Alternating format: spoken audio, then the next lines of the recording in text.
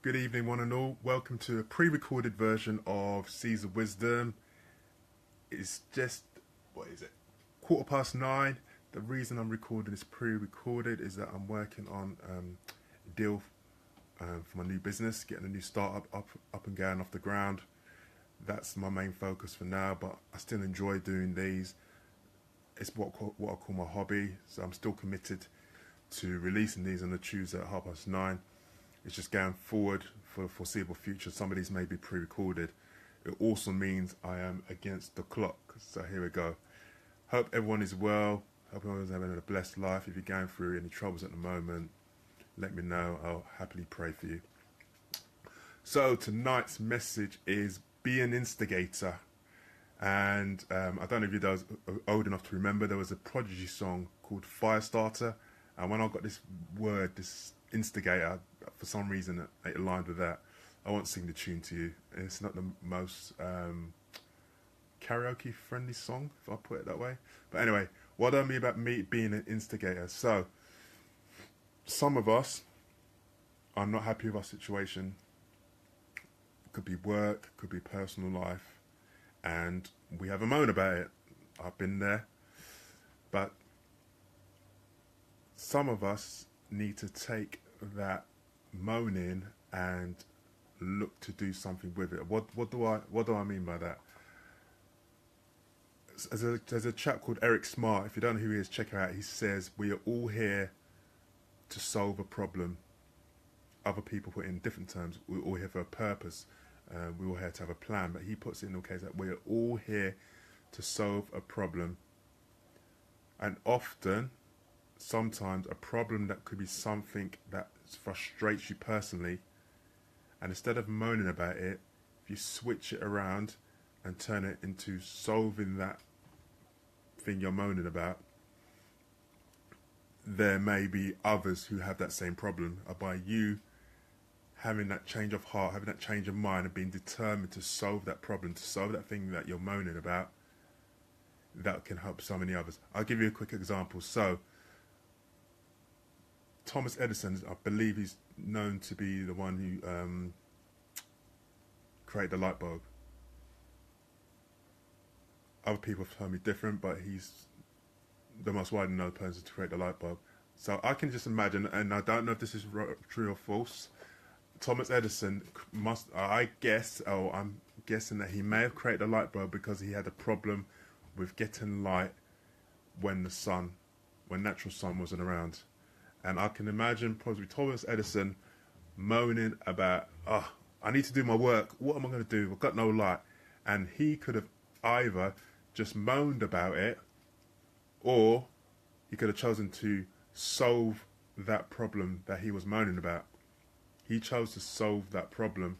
And because of Thomas Edison, he solved the problem for all of us, to the point that we don't even see it as a problem because it's there. It's been created for us. So if we have a problem with light, we turn on the light.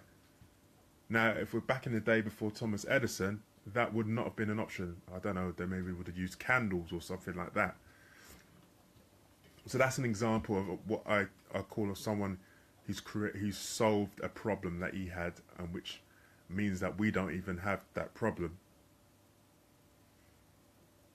So think about what is giving you a problem in your life. When I first started out on this journey on Facebook Live, I said there were 3 things that were frustrating me to the point that I wanted to do something about it.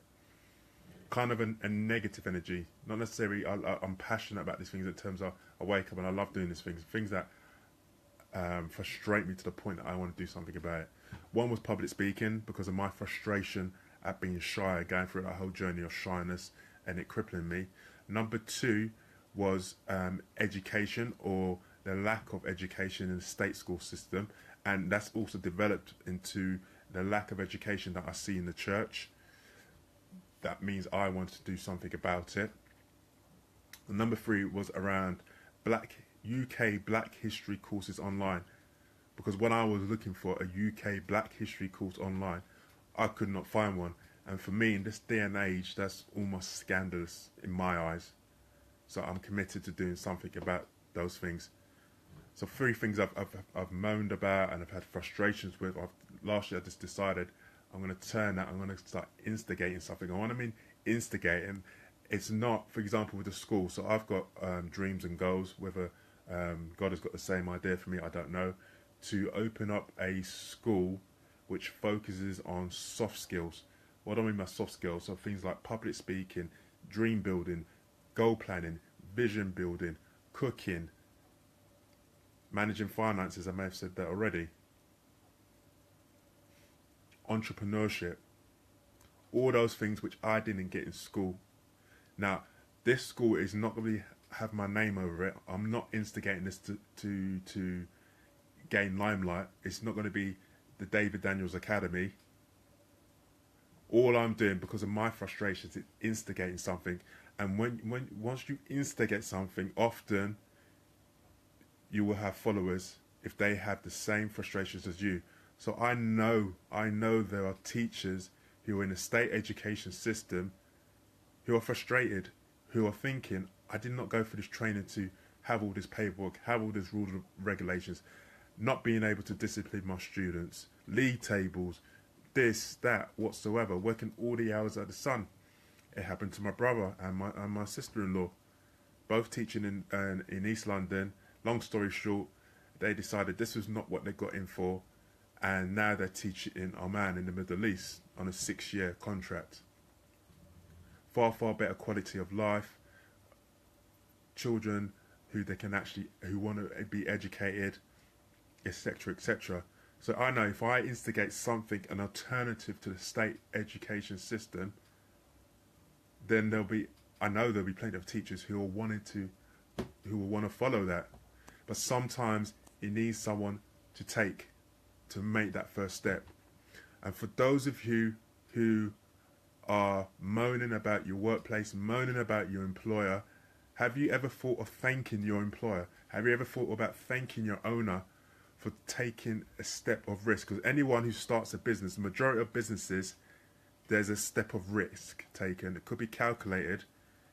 I think the percentage is something like 90 to 95% of businesses, new startups, fail in the first year. So please pray for me as I start on this venture, because the stats are not stacking well. 90 to 95% of new businesses, startups, fail within the first year. In fact, I heard this on Saturday. I went to a strategy meeting. It was 90%, he said. And he said, out of the 10% that survive, 90% of those 10% will fail in the first 3 years.